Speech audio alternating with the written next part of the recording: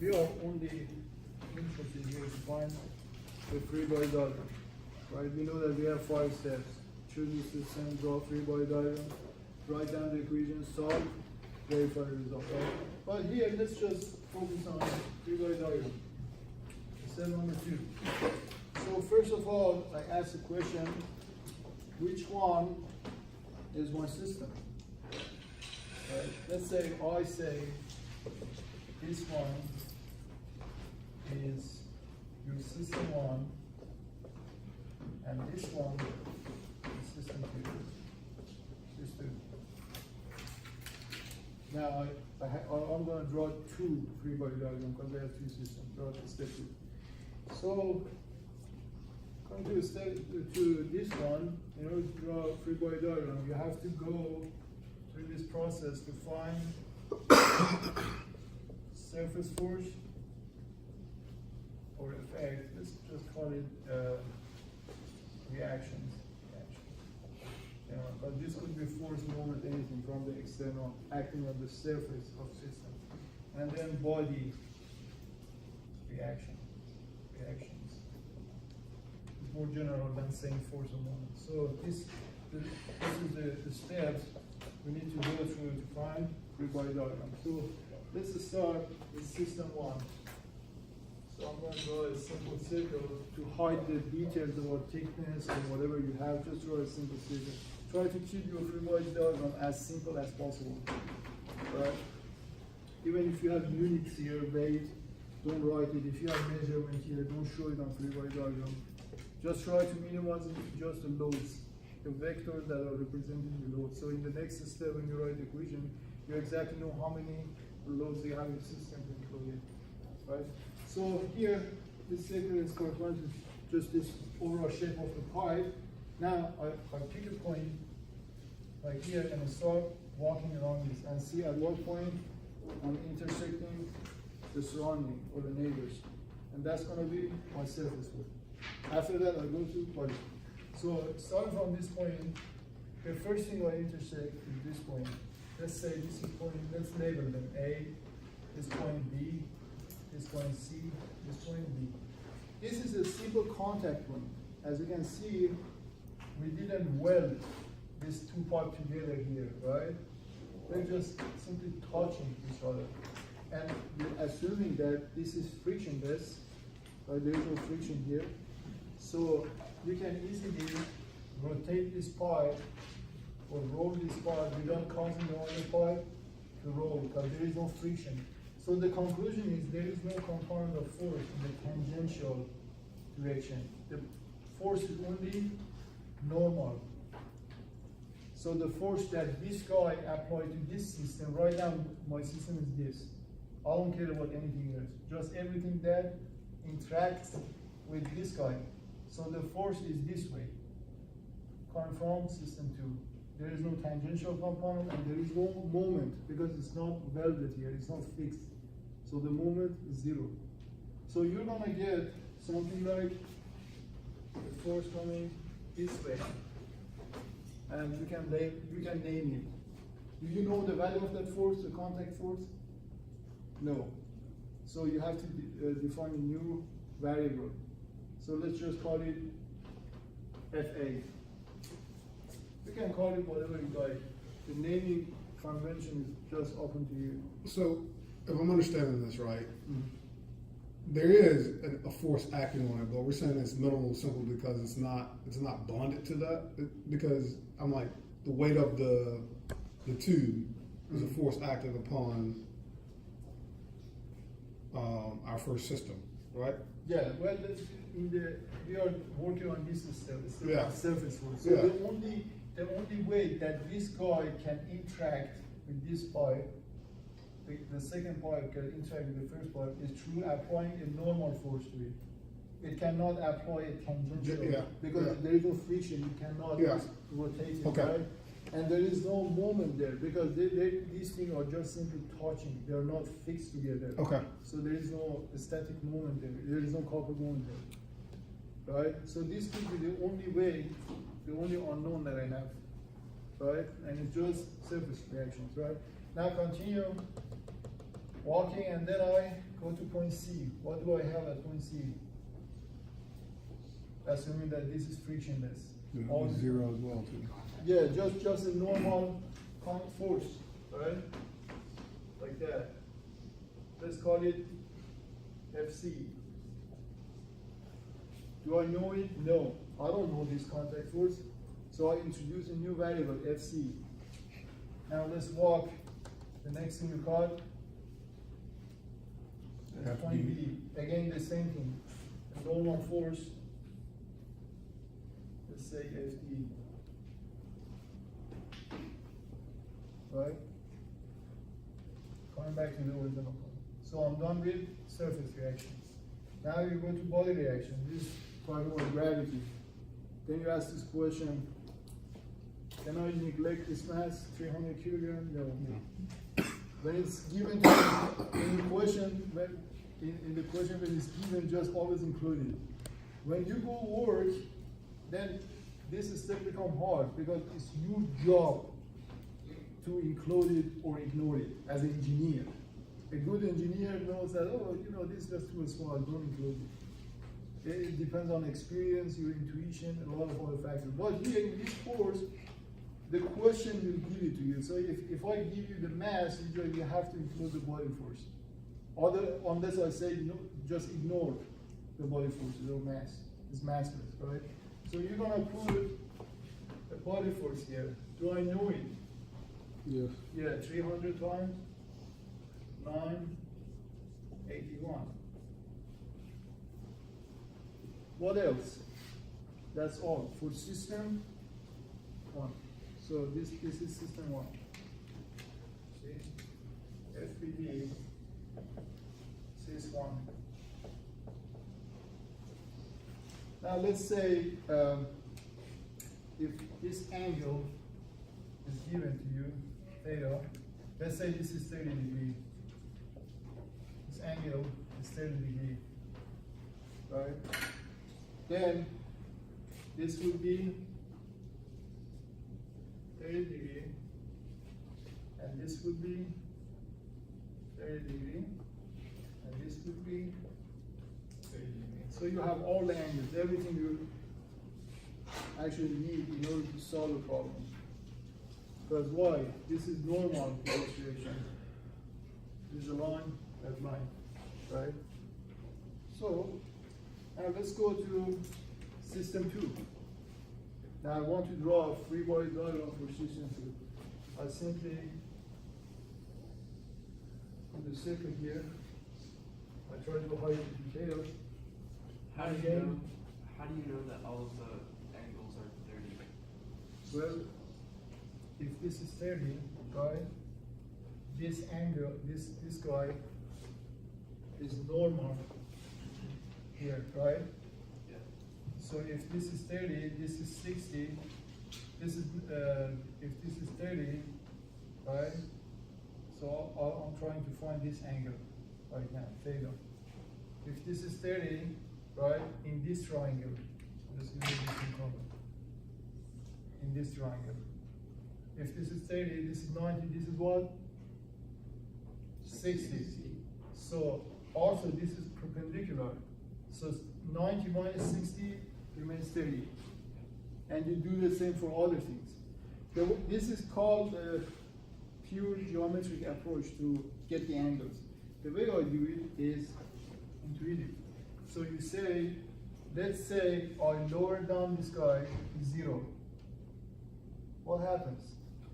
This force becomes purely in the normal direction.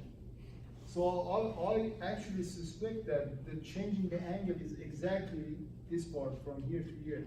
Is exactly equal to the angle that I move this upward. So if this is 30, this angle is 32. Because if that's 0, this angle becomes 0. This becomes purely in the y direction. So that way you can easily find all these things. So because they gave us the angle of 30 degrees, we know the other two are 30. Yeah. Yeah. When this is given, all of them are given because the rest are just perpendicular. So if this angle is given, all of the rest of it you can find them. But if it wasn't given, then we obviously would want to. No. Let's say this angle is given. Okay. Right. So you have that. Now let's go to system 2. Again, you draw this border, you try to find surface for polygon. Here, let's pick this point as my start point and try to circle around it. The first thing I caught, B, what should I put here? Do I know it? You ask the question, no. So introduce a new variable. So we already have F, A, C, D, but I don't have anything at B. So I introduce a new variable, F at B, and it's normal to that. So you can easily say, what is this angle? 30. 30. You see? If I lower down this guy to 0, this angle becomes perfectly normal, like that. So the rate of change of this is exactly equal to the rate of change of this guy. So that's also 30. Now, continue going around it. The next thing you got is point A. Do you know the point, the contact point? No. But look, I already introduced one variable. So let's just use it. According to the Newton's third law, this kind of reactions, they are exactly similar, same value, but opposite direction. Right? And the Newton's third law say if I apply a force to this, which are on the system, this is external. That thing is also applying the same force to me, but opposite direction. That's exactly here. Right? So you put the same thing here to that system, just flip the sign. Right? See that? You could alternatively, you could introduce a new variable like FA2 because you don't know it. But look, at the end you should apply, you should impose the Newton's third law, which says these two are reactions, they are exactly equal. So A3 or 2 is equal to FA. So why you go through all those extra steps? Just use that, make it continuous instead of discontinuous approach. So FA, right? Now continue walking, come back to this point. So you're done with surface. Now go to body force. What do I have here? The gravity force goes to the center of gravity, which is center of mass, is if the body is uniformly distributed. Well, this is just a perfectly symmetrical pipe, and let's say the material is uniform, the density is uniform. So the center of that is center of gravity. So it's gonna be 300 times whatever mass it has times 981. All right, so that's my free body diagram for system 2, FBD. System 2. All right. So this was a question, so I'm done. But look, I want to talk about one important extra step that we should always do. So you remember we talked about 5 steps: system, free body diagram, equation, solve. In fact, let's write it here. So step 1, system, which we did it here. Step 2, FBD. We did. So step 3, equation. Step 4, solve. And step 5, verify. In fact, computationally intensive part of this problem is these 2 steps: write the equation and solve them. Sometimes it takes a while if the system is complicated. So what I want to talk right now is the one extra step, which is, I'm not going to include it here. It's an optional. It's just for you. So it's like step 2.5, right? Before you go to step 3, and I'll call it feasibility study. So before you want to do a major thing, you just consider if you can do it or not. And if you cannot do it, you just simply say, I can't, right? You don't go through all these steps. You don't get your hand dirty, right? So let's say before I write the equation and solve, let's say I ask this question, can I solve it? Is this system solvable? And if I can, then I go ahead and do the rest of it. Otherwise, I just write, I can't solve it, and I go to the next question, and I save my time. They call this kind of system indeterminate. If you cannot solve it, it's called indeterminate because you cannot determine it, obviously, right? So how can you do this kind of feasibility study? How can you know if you can solve it or not? Well, let's count the number of unknowns and the number of equations, right? If the number of equations is enough to solve for unknown, then I can solve it, so it's determinate. So I go to these steps. If the number of equations is less than the number of unknowns, I don't even bother to write all these things, right? I stop. So how many unknowns do I have here? In this particular example. Now I want to just talk about this particular example. How many unknowns? 4. 1, 2, 3. This is the 3, same unknown. 4. So number of unknowns, let's write it here. So number of unknowns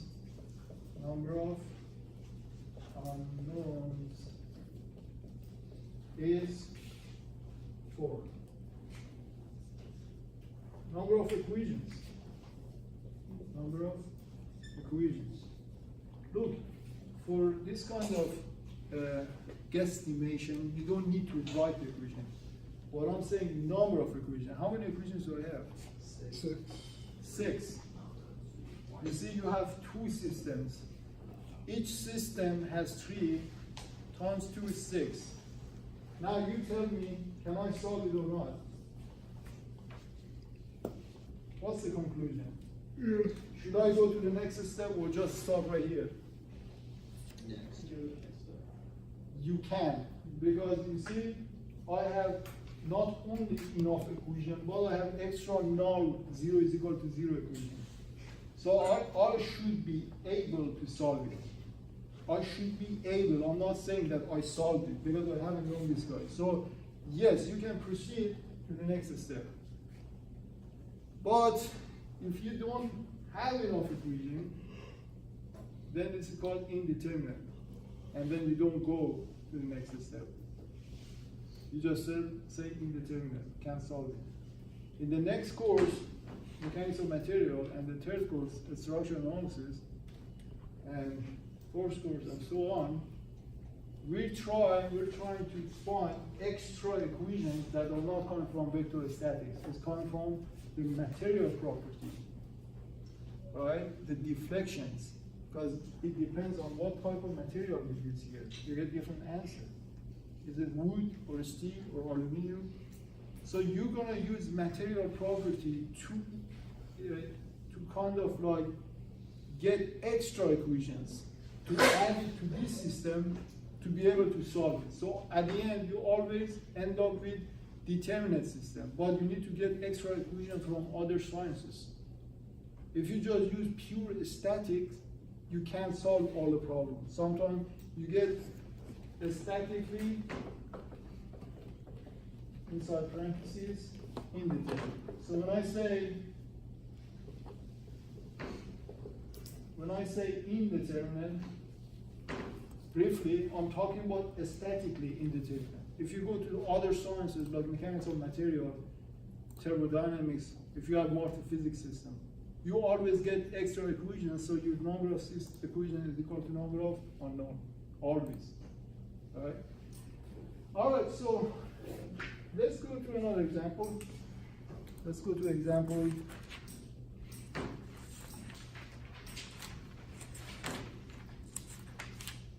4.7.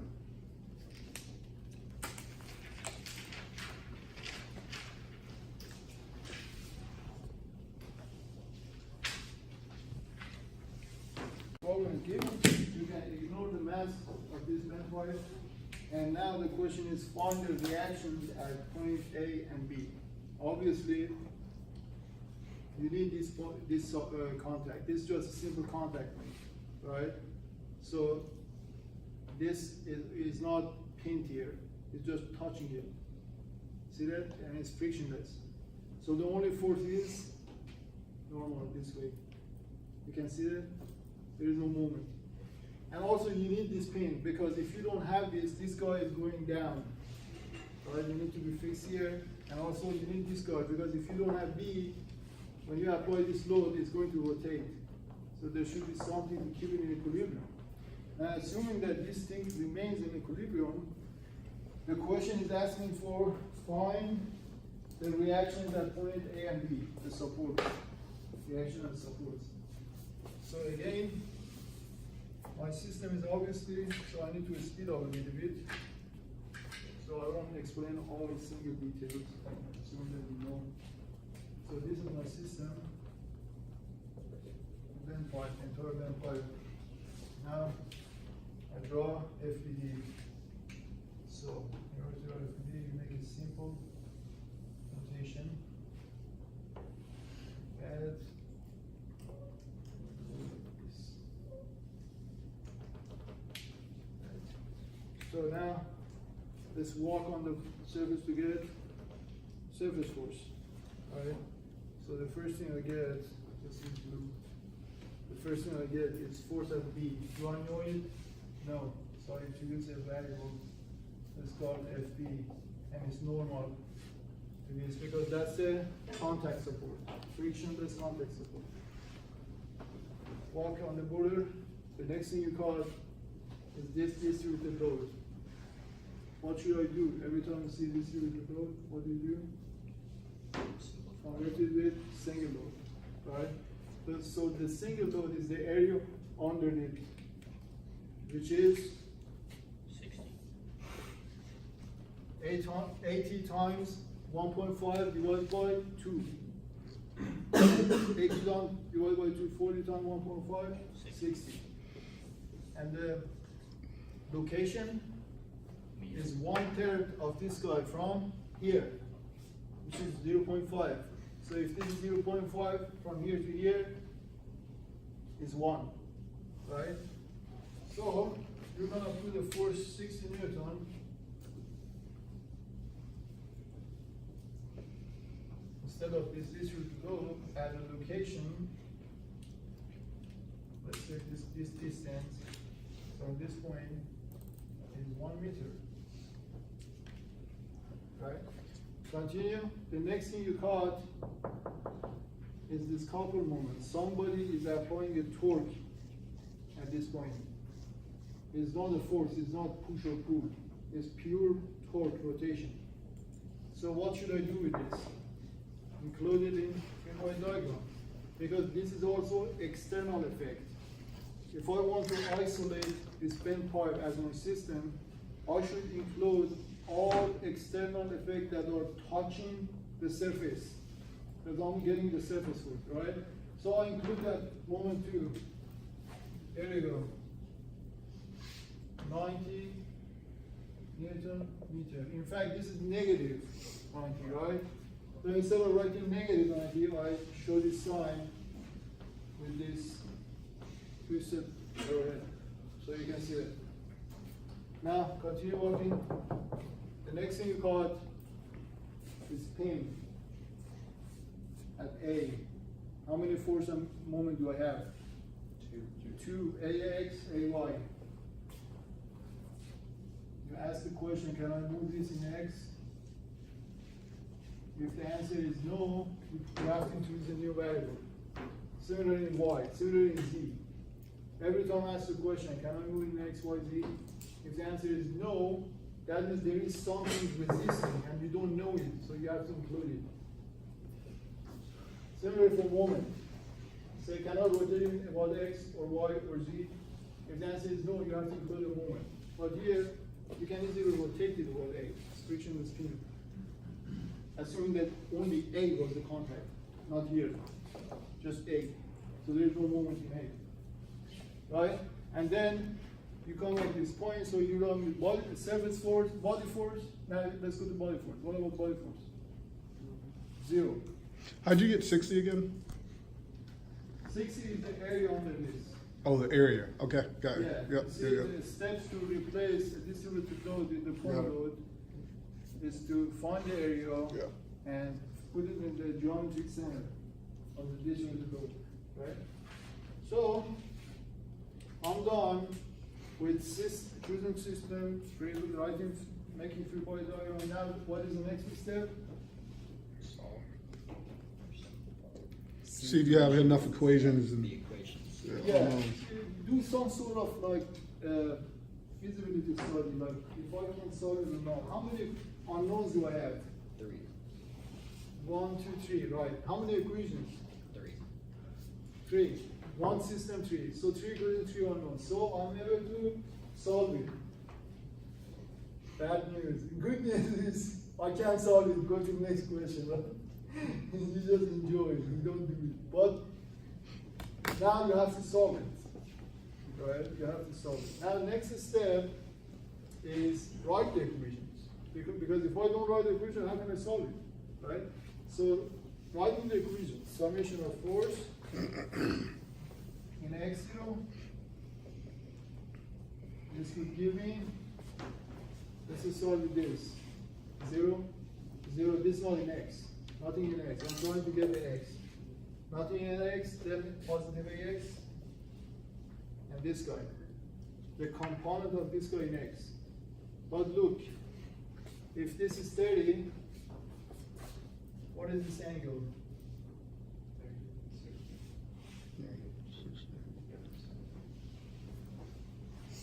How do you know that? Either use geometric approach or simply say, well, this is 30, right? Now, that means that this angle is 30. Okay, if I bring this to 0, what happens? This guy also goes to 0. So the amount of change, the deflection here is equal to that. By that way, you can easily find all the angles, even the most complicated ones.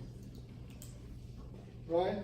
So AX minus FB times sine 30 is equal to 0. Second equation.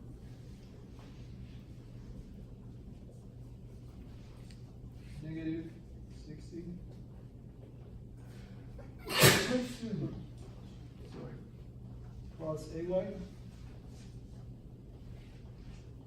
Negative FB cosine 30 is equal to 0. And summation of moment at any point is 0. Now here is the important point. What point should I choose as my reference point for moment equation? It can be any point in the space. Even I can choose a point right here, outside of the system. I can choose this point right here. It can be anywhere in the space. What point should I choose to get the most simple form of equation? A. Why? Because you see, most of unknowns are passing through A. So they don't show up in your moment equation. Right? Most of unknowns. Don't pick a point that you already know the forces. Right? The knowns are good. Pick a point that you don't know the unknown. So I put a sub here, summation of moment around point A. You see that sub means the reference point. So what should I write? Let's start with this guy. Negative 90 straight. You don't need the moment arm. It's already a complement.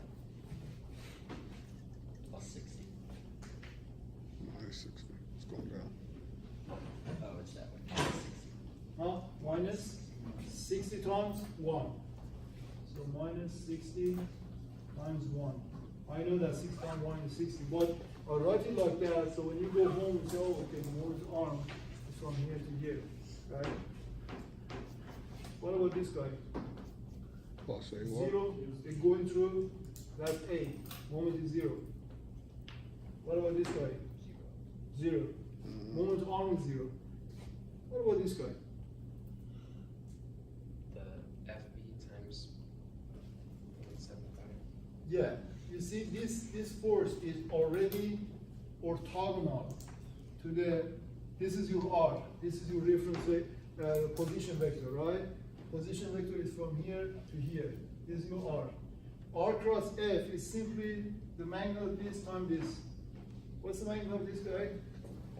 0.7. 5. This is the moment arm times FB. Now let's talk about sign. Positive or negative? Positive. Positive. What else? That's all. You see that? Is equal to 0. Right? Now let's throw some labels on equations. So let's say this is equation 1, 2, and 3. This is just equation label. I label. Which equation should I solve first? 2. Equation 2, which is this equation, right? Look, I can't start with this guy. I can't start with equation 3. I cannot start with equation 1. There is no way, because I have 2 unknowns. But this one, give me one equation, one unknown, right? So I can just solve it. So I just solve here, FB. FB, now I'm in the solve step. So this is my equation. Now step 4, solve. So equation 2 would give me FB is equal to 60 plus 90, 150. Take it to the right side, divided by 0.75. Whatever it is. Now what's the next step? You can either solve 3 or solve 1. There is no order, no priority. Because both of them, when you get FP, that's second. When you get this guy from here, then you have one unknown, you get AX, and one unknown, you get AY. Right? As a matter of fact, if the question was just find force in the contact point B, then look, you can solve this problem with just one line. You see that? You can just go straight to the point.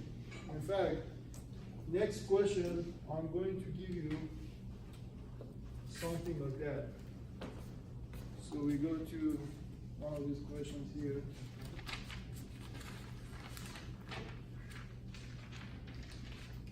So let's say,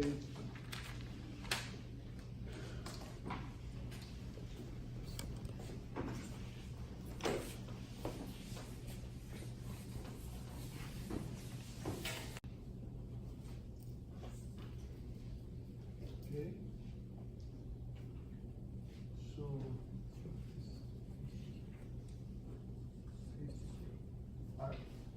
So because I solved all those problems in the page 179 in last classes, last 2 sections. So I just give you another one. It's not in the book. It's a little bit more complicated than this problem in the book, but it's just something new, so everybody can use it. Even people that watch the video from section 1 and 2, this gives them a new problem to work with. Right? So this is the force, a triangular force upward, and a uniform force to the right, and a force to the angle. And this system is, this is just one bent beam, right? That is pinned at this point, let's call it A. And this is just simply a ball contact, a frictionless ball contact, right? So it just, this point is just frictionless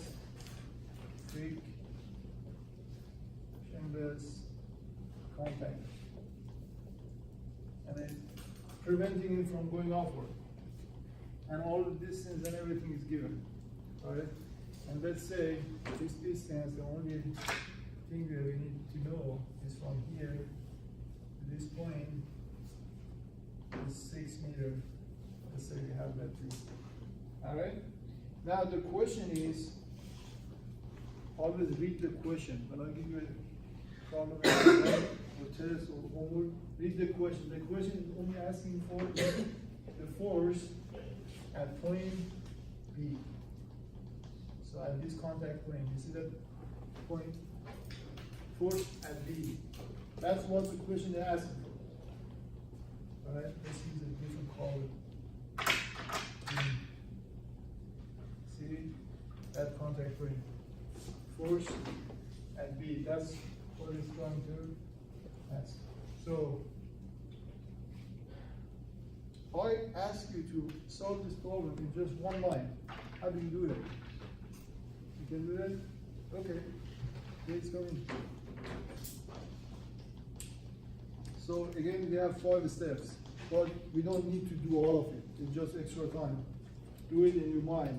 Choose your system, 3-body diagram, and then finally go to one line, to one of the equations. Which one does magic for you? That's it. Sometime in the test, I may just say what, just write the shape of equation, right? This is the answer, that's enough. You go to the next question. Or sometimes I'll go and say, write the details. Now please go ahead and write the details. Okay, I can draw the 3-body diagram. Yeah, sure.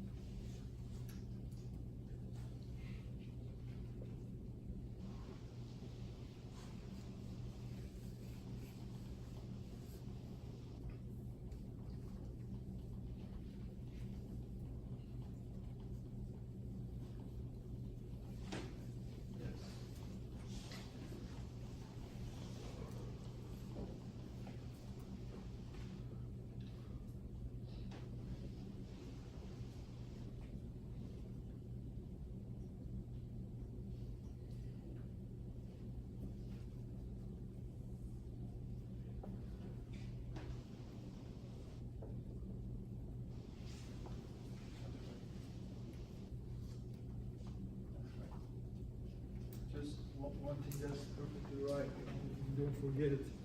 When you write this, and there is also vertical component here. Yeah, I got it. I put that right there, but it's not gonna matter with. Amazing. You are reading it even better than I do.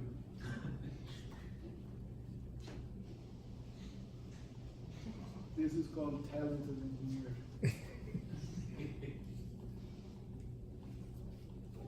Good engineer tries to skip as much as he can. Although he knows how to do it exactly, right? But he tries to ignore unnecessary computations, the slash drawings, the slash calculation.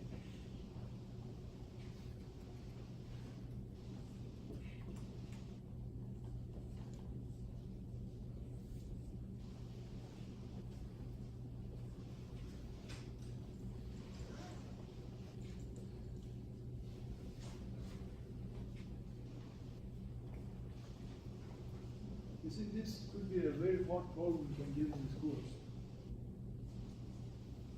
Like this could easily show up in front of the class.